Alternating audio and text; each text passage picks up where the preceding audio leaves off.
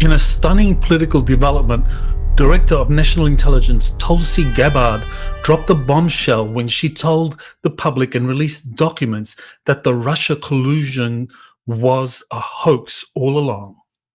Understanding the exopolitical elements of the Russia collusion hoax is very important for understanding how the Earth Alliance with friendly extraterrestrials are wresting back control of the planet from the deep state, the Satanists, and the Draco Reptilian and Orion Greys that have been running it for decades. You're listening to Exopolitics Today with Dr. Michael Salla, your source for the uncensored truth regarding the human, extraterrestrial, global, and political agenda. Click the like button and subscribe to this channel. And now, here's Dr. Michael Salla. Welcome everyone to my exopolitics commentary, where I'm talking about this breaking news, this development that really has shocked a lot of people, because documents have been released that show unequivocally that the whole Russia collusion narrative that had been launched in 2017 against President Donald Trump during his first presidential term in office was a hoax all along, that was actually contrived by the deep state. And what I'm going to be doing is presenting to you an exopolitics perspective. So you get to see how what we are witnessing right now fits into the bigger picture of exopolitics, which gives us a much more expansive view of world events than you get through the standard geopolitical narrative. So what I want to do now is just first of all play for you Tulsi Gabbard and what she had to reveal about the Russia election hoax.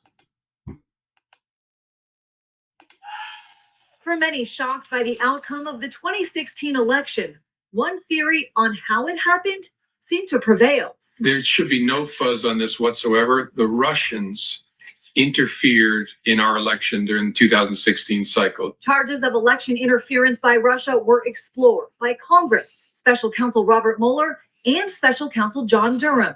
But a new report from the Office of the Director of National Intelligence assesses key intelligence was manipulated and withheld from the American people by the intelligence community, calling out former FBI Director James Comey, former Director of National Intelligence James Clapper, former CIA Director John Brennan, and former President Barack Obama, and a December 9th, 2016 National Security Council meeting. The tasks that came out of that meeting was coming from President Obama directing the intelligence community to produce an intelligence assessment that detailed not if, but how Moscow affected the outcome of the election that had already occurred, electing Donald Trump to the presidency. Gabbard suggesting a cover-up of key information about Russia's intent and capabilities, hacking into election systems and infrastructure.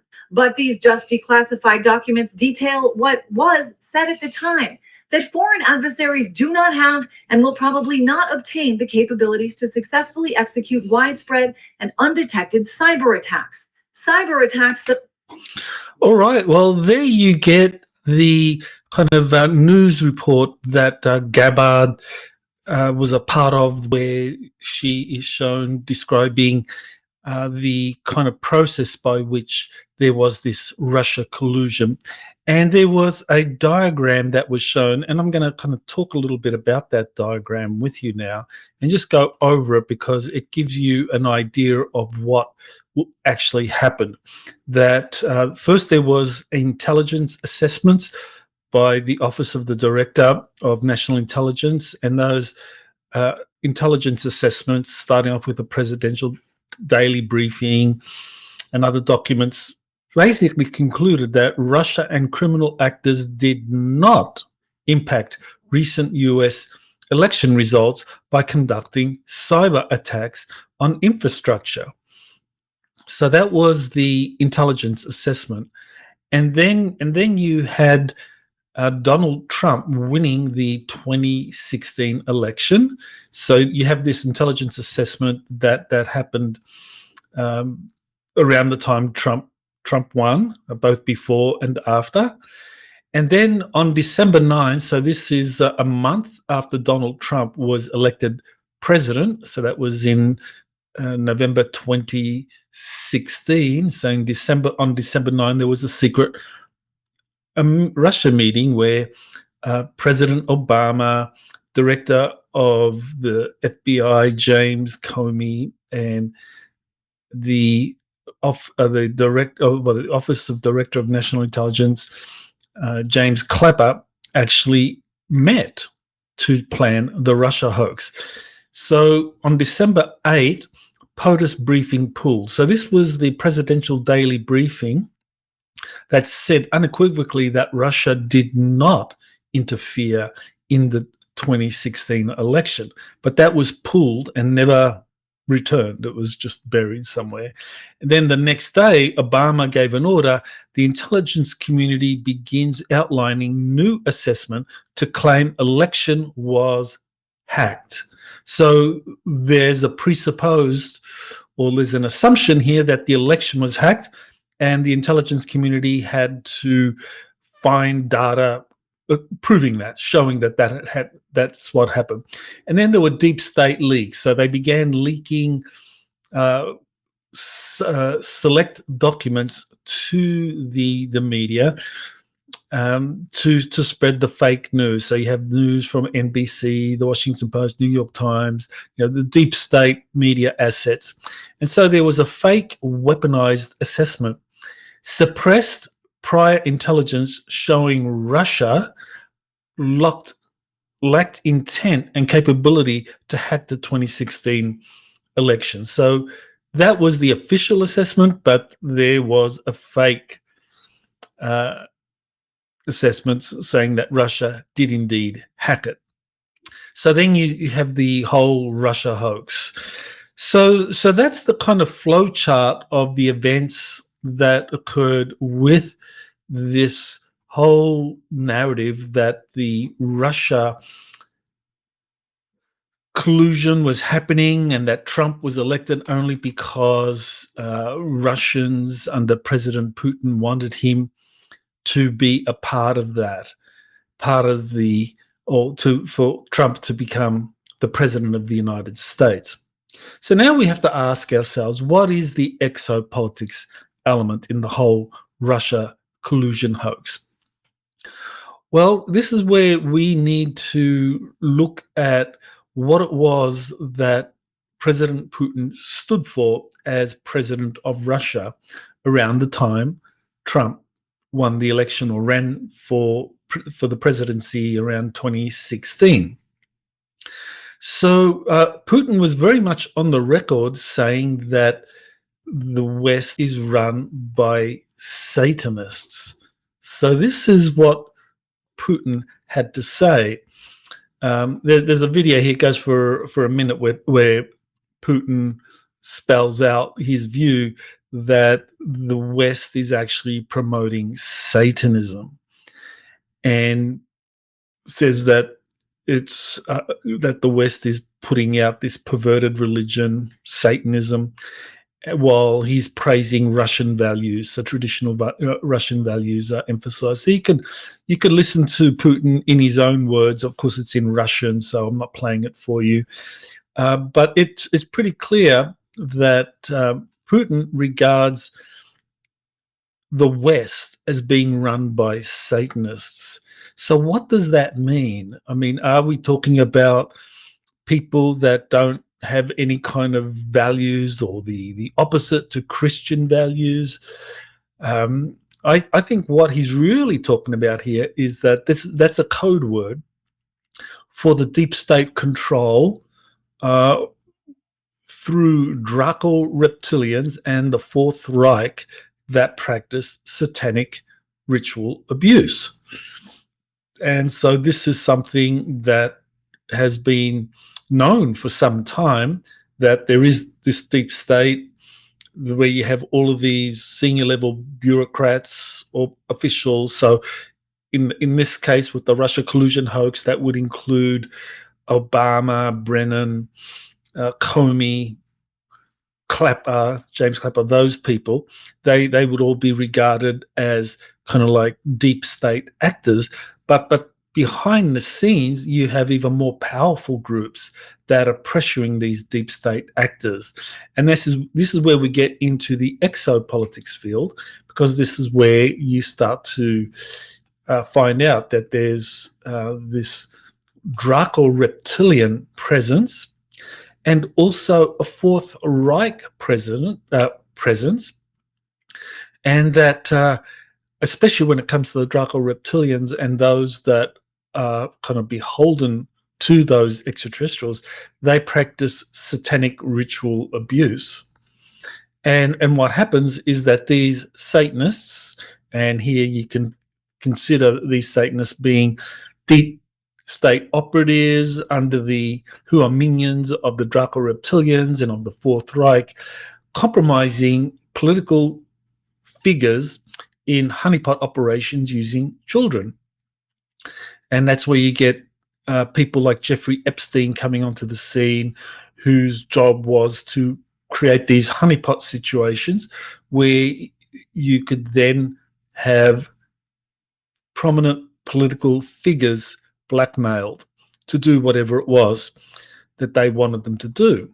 And this included UFO-related secrets.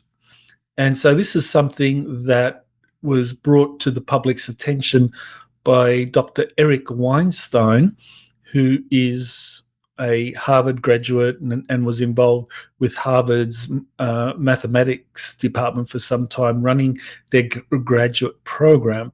And Dr. Weinstein noticed that Epstein had this kind of like interest or this influence because of his funding of the Harvard maths department in terms of what was going on in leading or breakthrough mathematics, that Epstein was very interested in gravity wave research and organized a conference with the world's leading anti-gravity the world's leading gravity experts who went to the Virgin Islands, where they did a conference and played around a little bit. Let's just use that euphemism for these honeypot operations that Epstein was involved in. Okay, so this is what Jeffrey Epstein was involved with. That there was also a UFO element that Dr. Weinstein pointed out. So when we look at these honeypot operations, we're looking at the deep state, Satanism, Draco reptilians. What's clearly happening here is that there is this effort to really compromise leading political figures through honeypot operations so that they could be manipulated into keeping secrets or promoting policies that the deep state wanted. And so, some of the secrets included the UFO element, keeping secret the fact that we are being visited by extraterrestrial life. That is one of the big secrets that the deep state is keeping from humanity. There's also policies that they wanted to implement, and which would have helped their agenda. And one of those was a contrived war with Russia. So this is where you get to kind of get an idea of what it is that the kind of end game was here by the deep state in kind of creating this Russia collusion hoax. Because if you could contrive a war with Russia, what that would mean from the perspective of the deep state was that disclosure of extraterrestrial life, especially positive extraterrestrials, those extraterrestrials working with, say, the Confederation of Planets or the Galactic Federation, that those extraterrestrials would not show up because there would be a major war happening on the Earth. And that these positive extraterrestrials make it a condition that they only will announce themselves, reveal themselves when there is peace on the planet. So contriving a war with Russia would have been a way to prevent these positive extraterrestrials from appearing, disclosing themselves, and introducing a Star Trek future, which is what the White Hats want. The White Hats, that is military insiders, people running the different military services in the United States and so forth, that are not part of this kind of satanic deep state, that these White Hats, which when you put them together internationally, you can call them the Earth Alliance, so that comprises politicians, military officials, intelligence officials, and so forth, that they wanted the United States and the planet to move forward in this Star Trek future. So that was one of the things that the deep state wanted to prevent, and a war with Russia would open the door to a false flag alien event. So this was really, I think, what their game plan was through this Russian collusion and kind of like manufacturing a proxy war, as we eventually saw with what happened in Ukraine, that was the deep state's goal. And that had the aim of like just preventing disclosure happening anytime soon, preventing a Star Trek future from occurring, and also opening the door to a false flag alien event where you get these alien saviors showing up. So why did the deep state target Trump with Russia collusion charges? That is a very important thing to kind of like understand. So one of the things was to hobble the Trump administration from the very beginning and prevent positive relations with Russia. And so we saw that with what happened to Trump's first national security advisor, which was a 3-star general, General Michael Flynn, a lieutenant general. And he was targeted by the deep state, and he was made out to be a supporter of Russia. And Trump, foolishly, really, I mean, he kind of like went with what the deep state was doing, and kind of decided that he would accept Michael Flynn's resignation.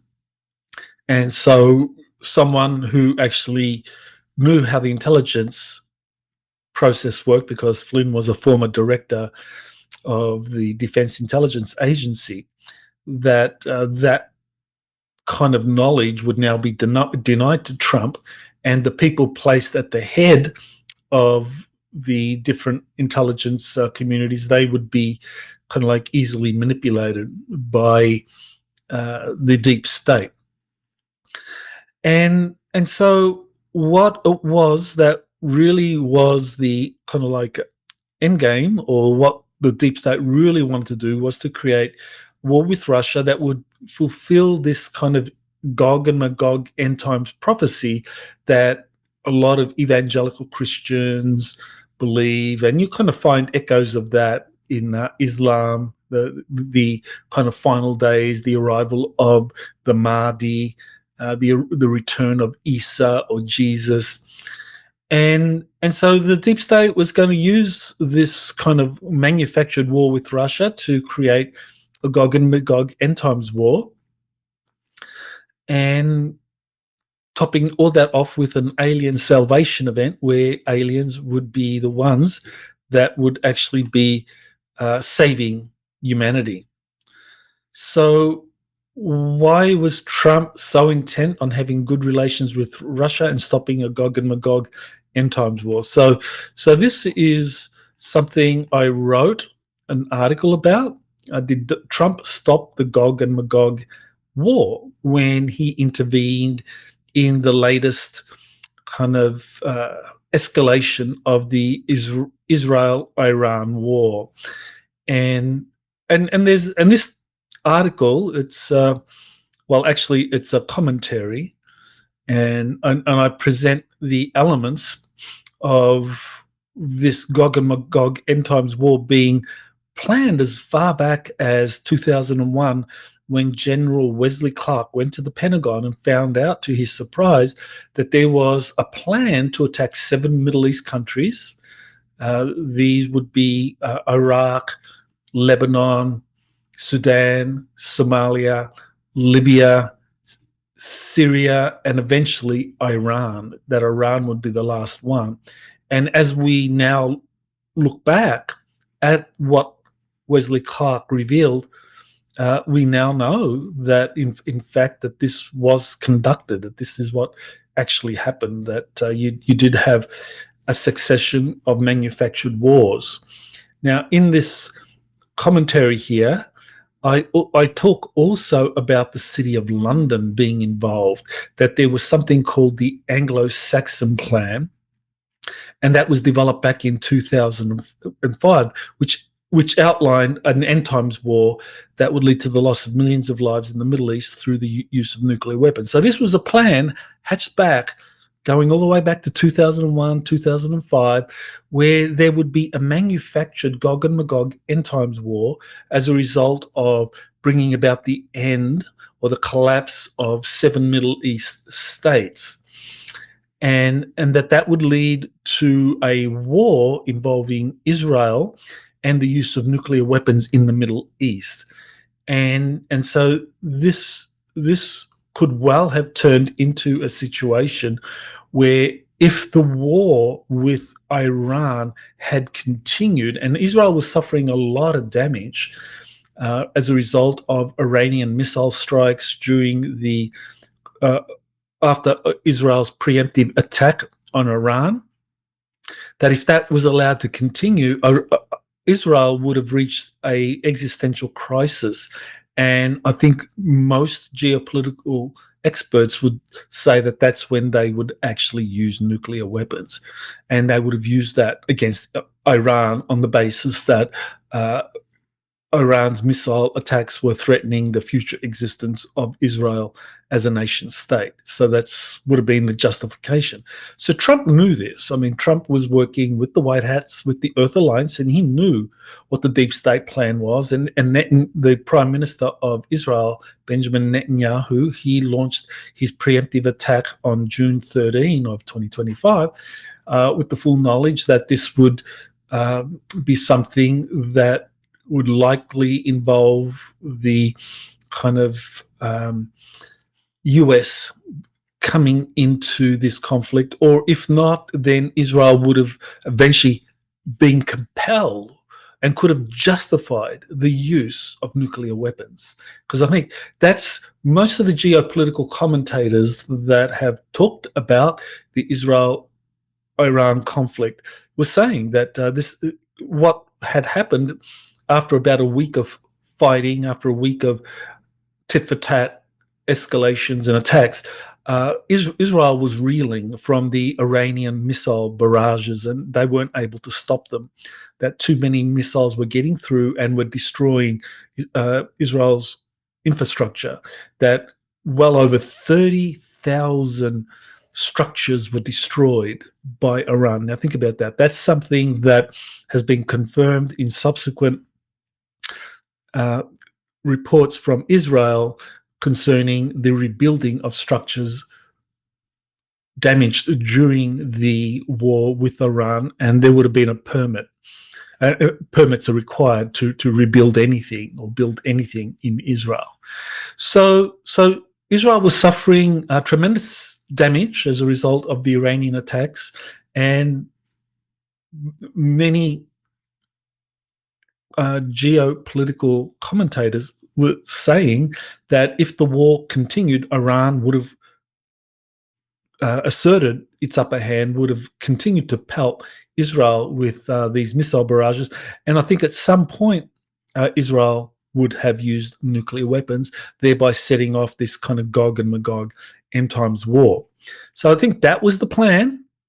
But what happened was Trump intervened. He intervened by attacking 3 nuclear installations in Iran, and that was around June 22nd.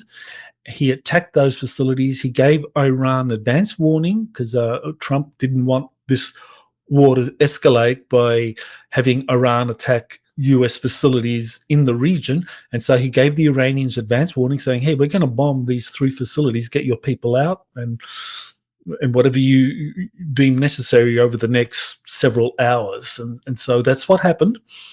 So the Iranians were able to evacuate their personnel and take out enriched uranium or take out valuable assets at those nuclear installations. And then those installations were bombed. There was no loss of life. And then Iran retaliated against the US by bombing several bases in the area. But again, you had this advance notice. This time Iran told the US, said, hey, we're going to bomb your facilities in Qatar. And I can't remember the exact nation, the Middle East nation, where there were major facilities. And so you got several hours to get your people out. And the US did that. They evacuated the bases. And so when the Iranians launched their missiles, the missiles were just kind of like, it was like target practice for the anti-missile defense system that the US had. And then Trump's declared victory. You know, we bombed Iran's nuclear facilities. We destroyed them altogether. And the conflict needs to end now. And then 2 days later, Israel and Iran agreed to a ceasefire, and that was a very, very important development. And I think that was Trump stopping this Gog and Magog end times war, which had been planned going all the way back to 2001 by people in Washington, and 2005 by people in the City of London. And by people, what I'm really talking about, you can call them Satanists, deep state figures that are compromised, that work with Draco reptilians, with the Fourth Reich, and that their goal was to really stop the US and stop our planet from ever welcoming openly the positive extraterrestrials that were really opposed to what the Draco reptilians and the Fourth Reich were doing. So that kind of gives us an idea of the importance of why it was that Trump intervened in the Israel-Iran conflict. I think he did it because he wanted to stop this thing from escalating into an end times war.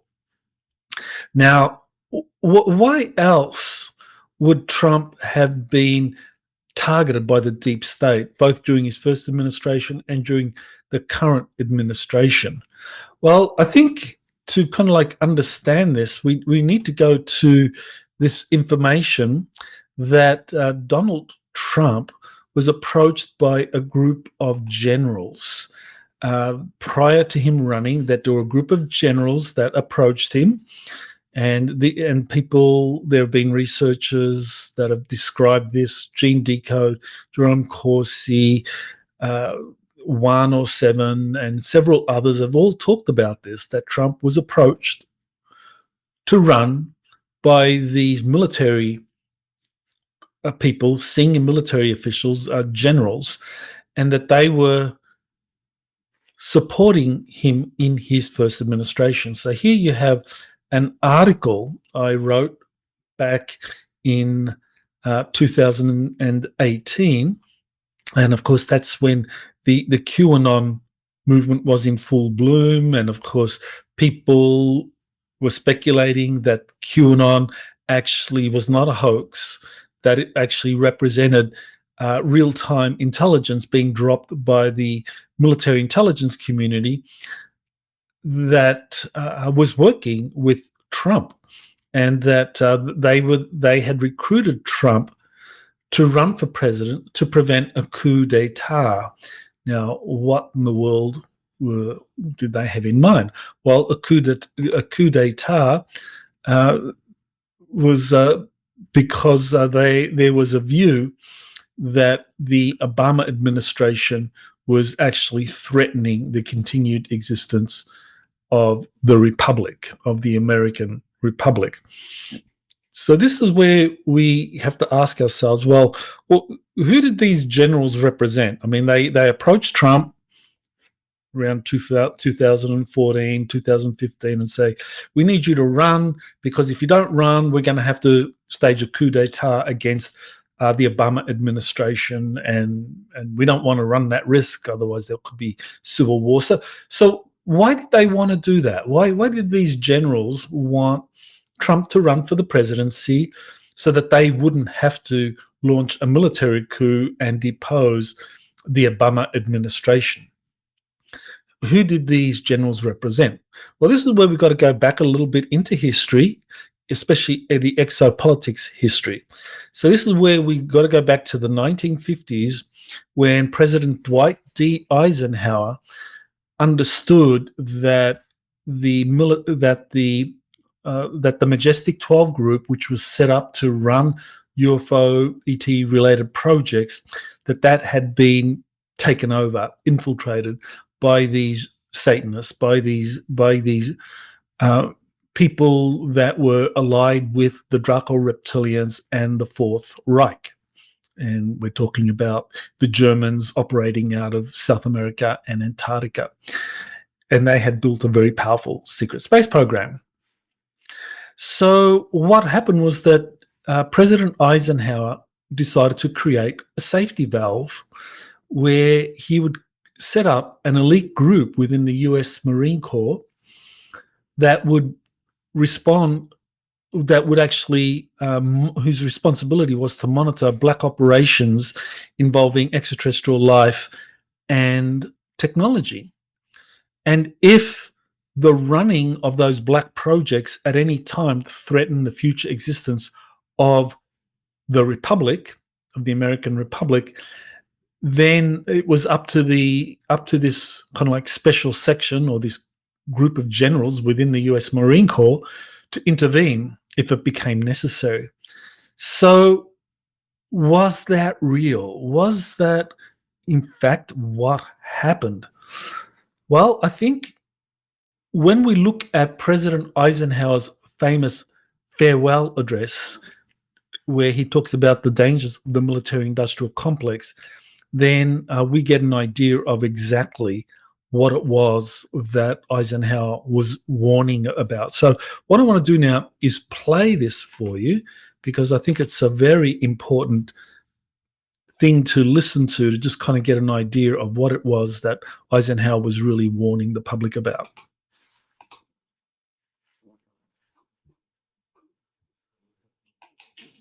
A vital element in keeping the peace is our military establishment.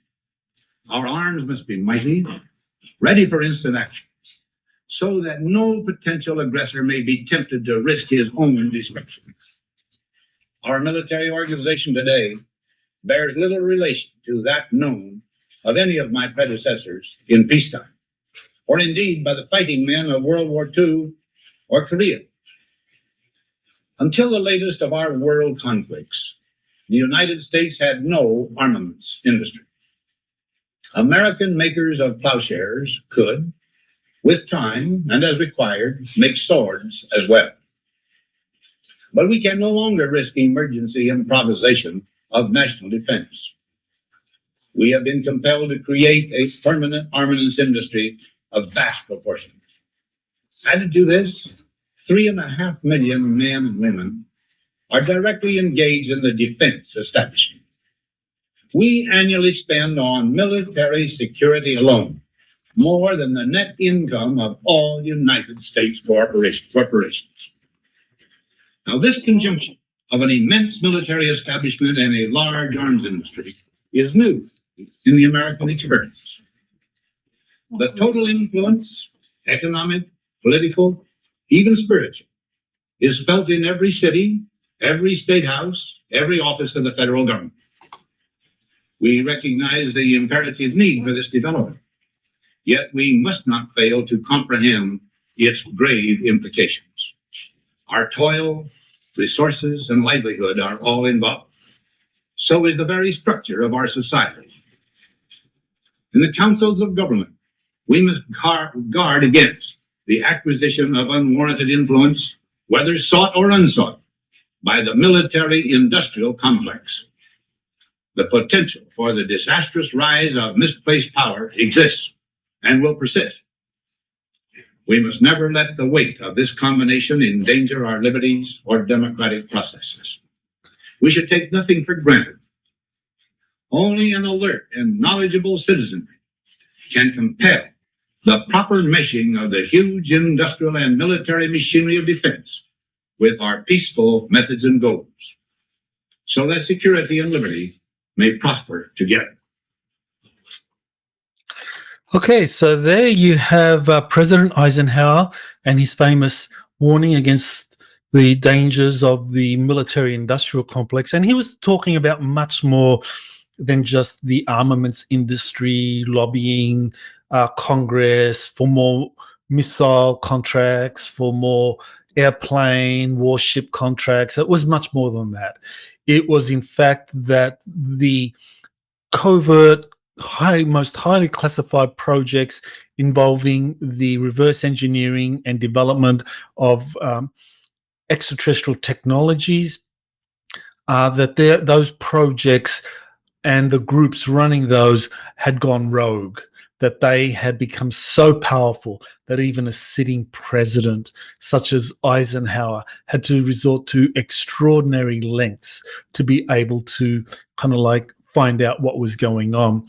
And one of the things that happened was that in 1958, President Eisenhower had to warn the Majestic 12 group that if they did not disclose what was happening in these classified extraterrestrial related projects, that he would get the first army that was stationed in Colorado to invade Area 51. So that tells you back in the 50s, late 50s, how the military-industrial complex, in reality, this kind of deep state hydra, if you like, involving individuals, deep state officials that were really beholden or had been compromised by this Draco reptilian Fourth Reich element. And also you could throw in there Orion Greys as well, because agreements had been reached with the Orion Greys in the Eisenhower administration by the Majestic 12 group. So all of that was really in what was really concerning Eisenhower. It had very little to do with the armaments industry getting weapons and so forth. It was really how these classified extraterrestrial projects were being run. The MJ-12 had gone rogue. He had to threaten to invade Area 51 to get the MJ-12 to disclose some of what was happening there. And he warned Kennedy about it. And he told Kennedy, he said, look, you need to get this under control. This MJ-12 group has gone rogue. And if you don't get them under control quickly, the Republic is threatened. And so that's why President Eisenhower, from the very early phases of his administration, began to pressure the Majestic 12 group to release files, to release the classified files concerning extraterrestrial life, and to make that available to the bureaucracy at large, so that everyone within the bureaucracy, not just those that were read into these classified programs, could find out what was going on. But because Kennedy knew too much and was making efforts to get to the bottom of what was going on, he was eliminated. There was a coup. And so the murder of President Kennedy by the deep state, by this satanic group of individuals that are minions or compromised by Draco reptilians, Orion Greys, and the Fourth Reich, because that they had staged a coup, that meant that this element within the Eisenhower administration that had been created, the US Marine Corps Special Section, was activated. And so they began their plan for how to restore the values and the Constitution, and to kind of like save the American Republic. So this gives us a little bit of background for the Q movement, because the Q movement is what describes this process, that this kind of like military intelligence initiative dated back many decades. Now, this is where we get into the existence of the US Marine Corps Special Section. So this is where I discuss Randy Kramer.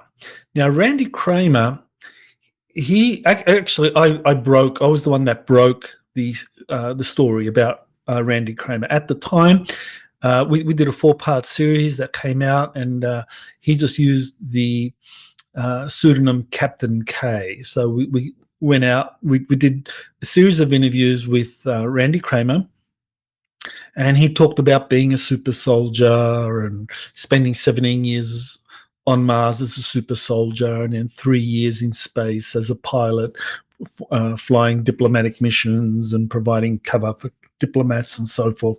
So he talked about that in our interviews, in our 4-part series, and the origins of the Marine Corps Special Section, that this had been set up by President Eisenhower, and that the goal was to protect the Republic if it was ever threatened at any time by those running the extraterrestrial related projects, the Majestic 12 group, the Deep State, who work in tandem.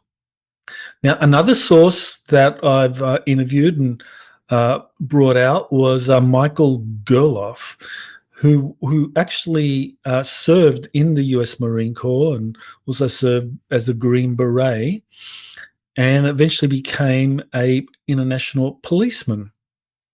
So a very credible person.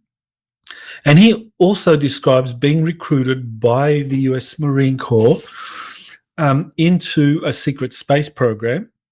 And he described what happened during his recruitment, and also that he learned about this special section within the Marine Corps that was part of the secret space program, whose job it was to monitor how extraterrestrial related projects were being run, and if at any time the Republic was threatened, to intervene, to kind of like restore order.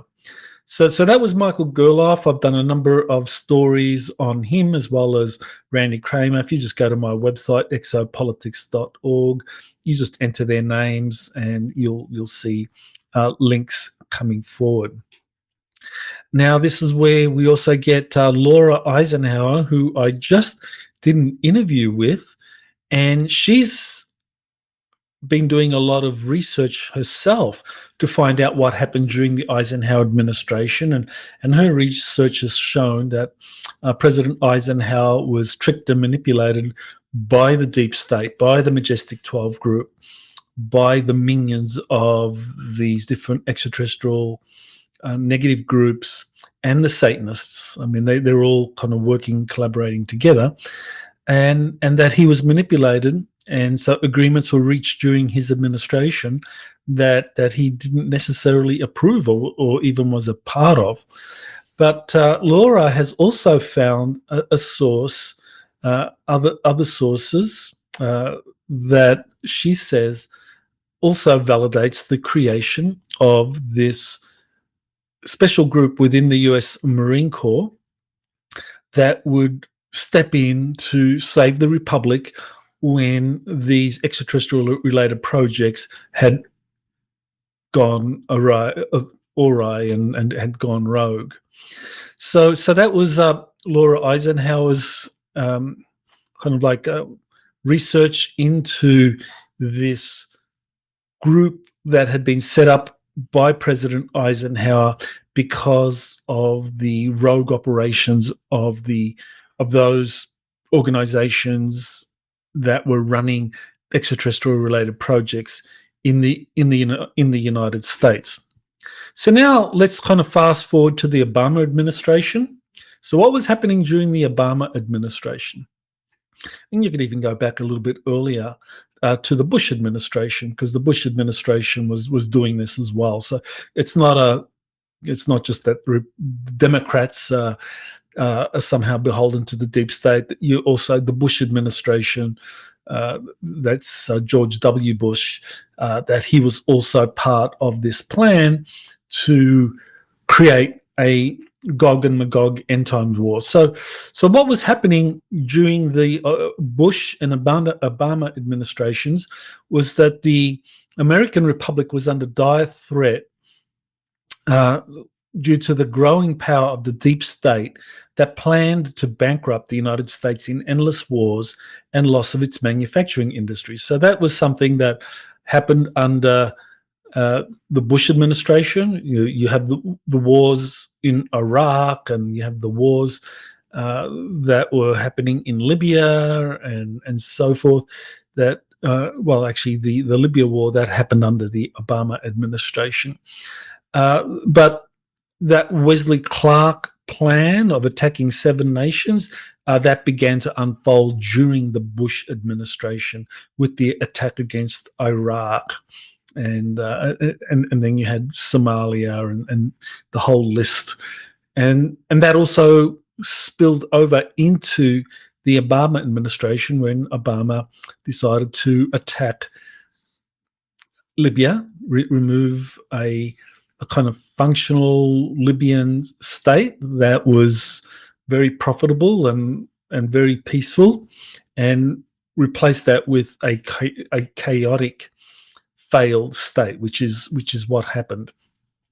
And so the idea was, and this was something that was hatched by the deep state, was that because the US would be involved in these endless wars in Iraq, in Libya, Syria, Sudan, Somalia, the list goes on and on, then eventually what would happen is that would bankrupt the United States. And because the United States had basically sent its manufacturing industries over to China due to these free trade agreements with China that had been orchestrated during the Clinton, Bush, and Obama administrations, that everything was set up for the American Republic to eventually collapse, and that would make China the dominant global power. And that was what the deep state wanted. That the deep state wanted to make China the new base for deep state operations. Now, doesn't take a rocket scientist to understand why. China is an authoritarian state.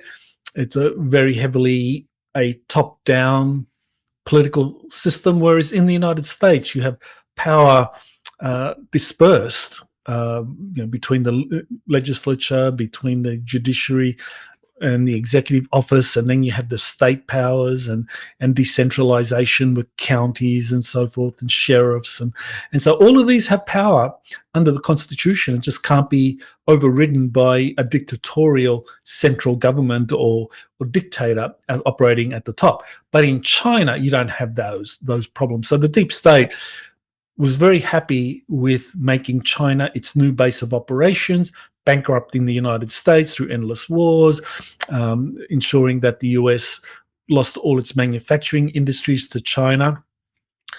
And so that was the plan. That was what the deep state was doing during the Obama administration. And this US Marine Corps Special Section and the generals involved with that, and in the US Navy, the admirals and Air Force, Army in particular, those generals that were aware of the seriousness of this problem, they needed to stop this. They needed to stop the endless wars and the relocation of the American manufacturing industry, or essentially gutting the American manufacturing industry in favor of China becoming the world's manufacturing hub. And so this was what the white hats in the United States wanted to do, was to kind of stop all of that and to put an end to the endless wars, rebuild US manufacturing. And so they convinced Trump to run for the presidency, because if he didn't, they said they would have to stage a coup against Obama, but that was very, very risky. The US could get embroiled in a civil war, and that would just accelerate the collapse of the United States as a global hegemon and accelerate China's rise to global hegemony. So Trump accepted, and so he was supported all along from US military intelligence, and we know that from the QAnon operations.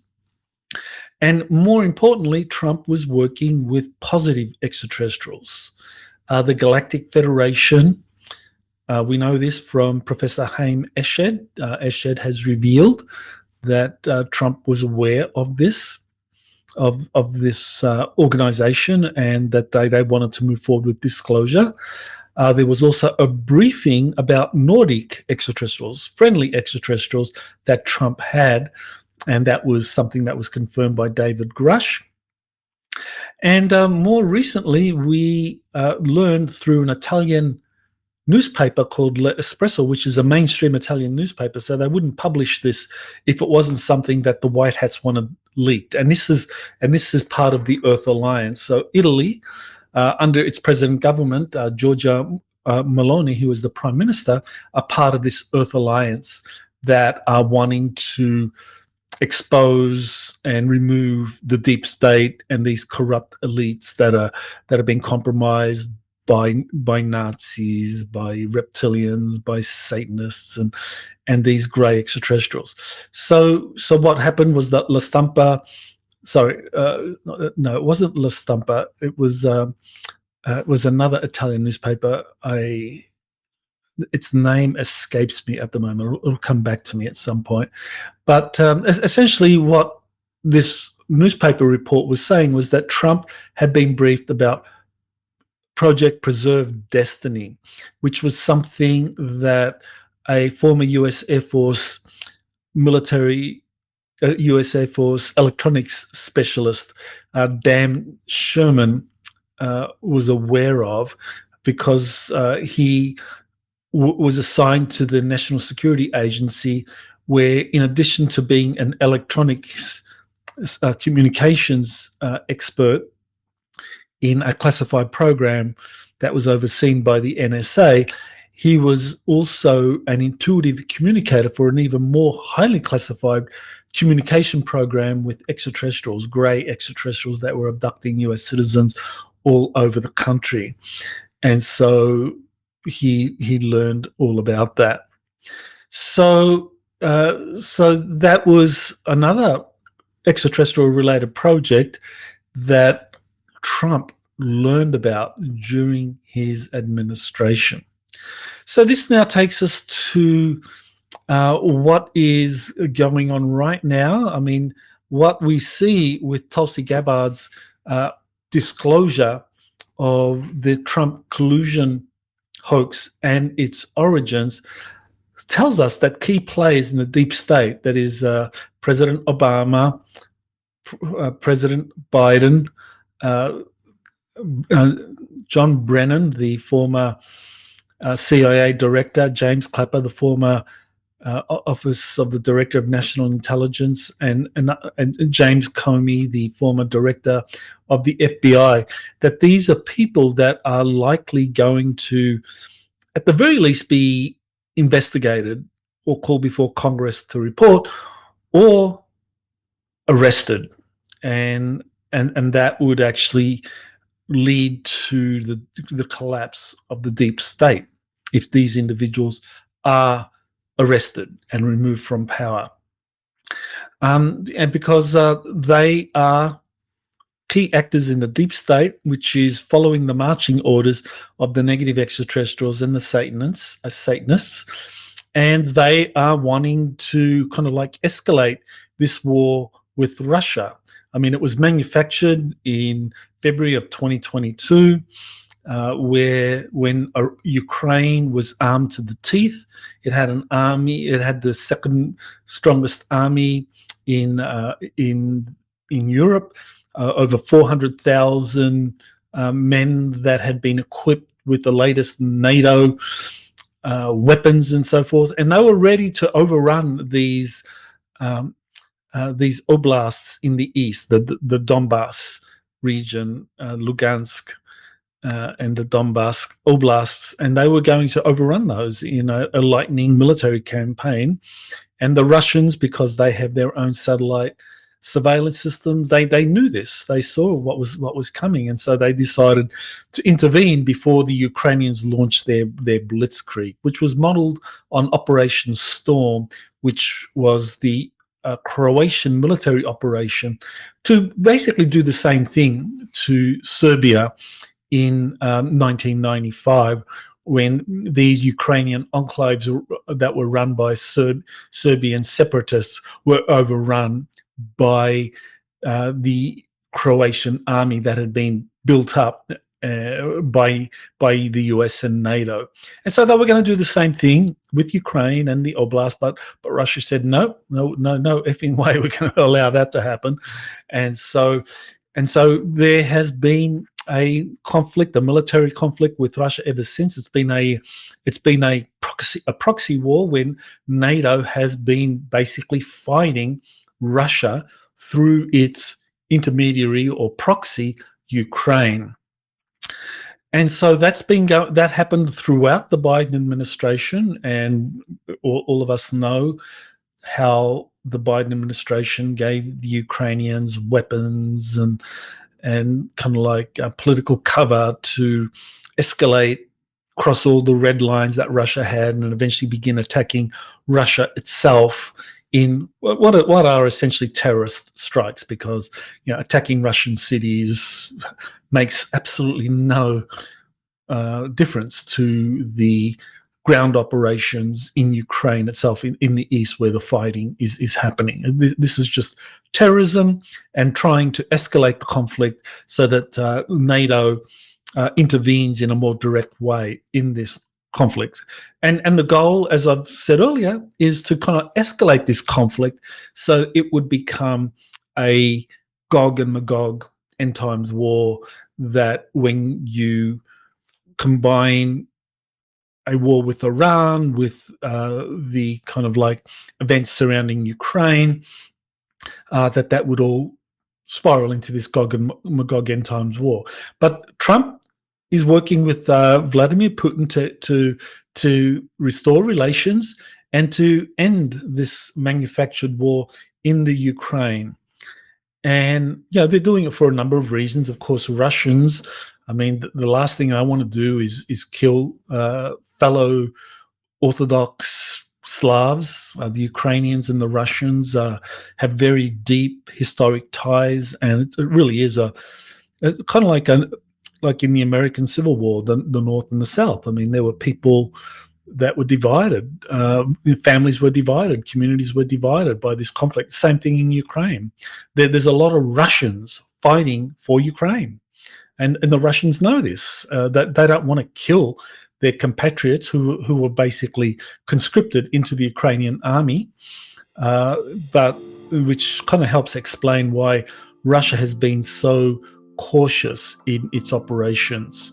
But that seems to be changing now, because NATO and the European Union wants to escalate the conflict even further by having Ukraine attack Russia using long-range missiles.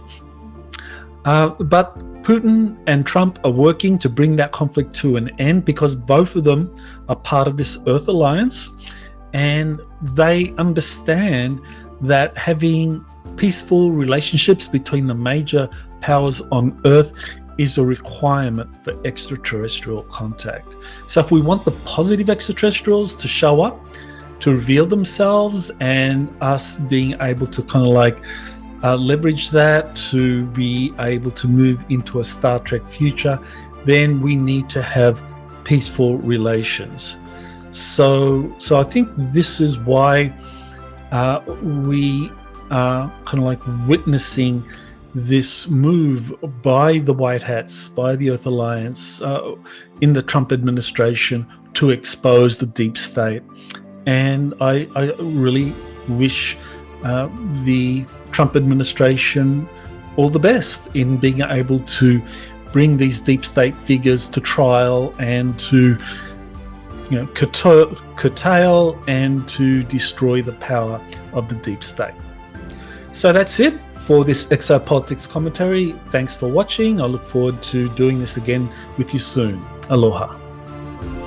You have been listening to Exopolitics Today with Dr. Michael Salla. Please remember to like, share, and subscribe to this channel. Join or start a conversation in the comments. Take the time to explore the vast library of best-selling books, webinars, and podcasts by Dr. Salla. Visit exopoliticstoday.com.